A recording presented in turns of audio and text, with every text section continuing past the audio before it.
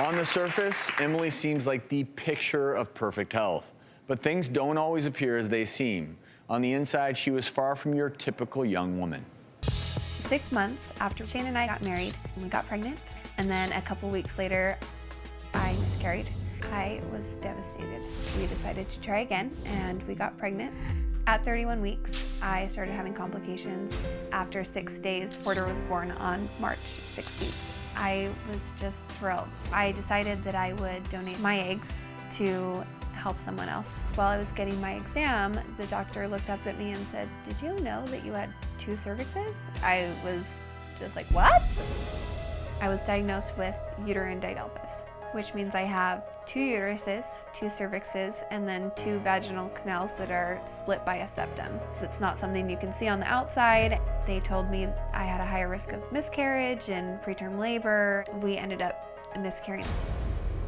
After that, we got pregnant immediately again, and we miscarried again. This was our 3rd miscarriage. We didn't get hopeful because we were always expecting it to not work out. And we got pregnant again for the 5th time at 29 weeks. My water had broken. After 10 days in the hospital, Kendall was born. She was diagnosed with cerebral palsy. It was devastating. We were thinking we couldn't do this again. To call it quits, it's crushing. We just imagined having this big family. After struggling with multiple miscarriages, Emily was desperate to find answers about her condition, so we sent her to fertility specialist Dr. Tina Coopersmith. Emily? Hi, Emily. Hi. Nice to see you. So you've been through a lot, and you're only 23, and you want more babies. You've got a lot more years ahead of you. Yeah, I love babies. 25% of the time when someone has recurrent miscarriages, we find uterine abnormalities. And so we need to figure out if this uterus is contributing to those 3 miscarriages or the preterm labor.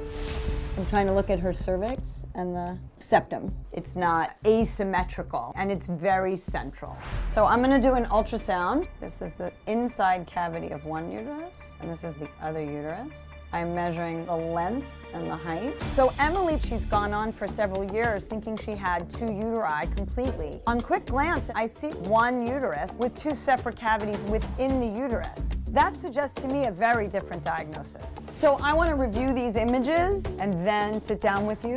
Awesome, thank you. We're joined now by Emily, along with fertility specialist Dr. Tina Coopersmith. Thank you for being here, and you found something you weren't quite expecting, and I think we're all sort of hanging on those words. What did you find, and what is going on with Emily? The first thing I saw when I put the ultrasound probe in is really a normal uterus is sort of a T, and she basically has a T with the littlest divot in the top, and then inside that normal-shaped uterus, she has 2 cavities. So she was told at the time of her C-section that she had a heart-shaped uterus, and indeed that's what she really has on the outside. It's really 1 uterus with a heart on top.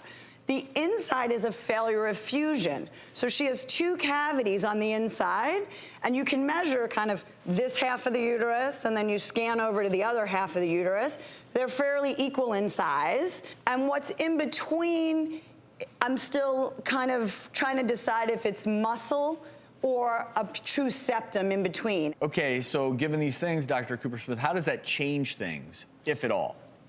I think it changes things a lot. When you hear of people with the septate uterus, they're at an 80% risk of miscarriage. If it truly is a septum and I can cut the septum, she flips to an 80% term birth and a 20% miscarriage rate. So you literally completely flip the statistics so that you go to a point where the likelihood of pregnancy is quite high. And again, I know you still have more investigating to do, but how does that feel hearing that?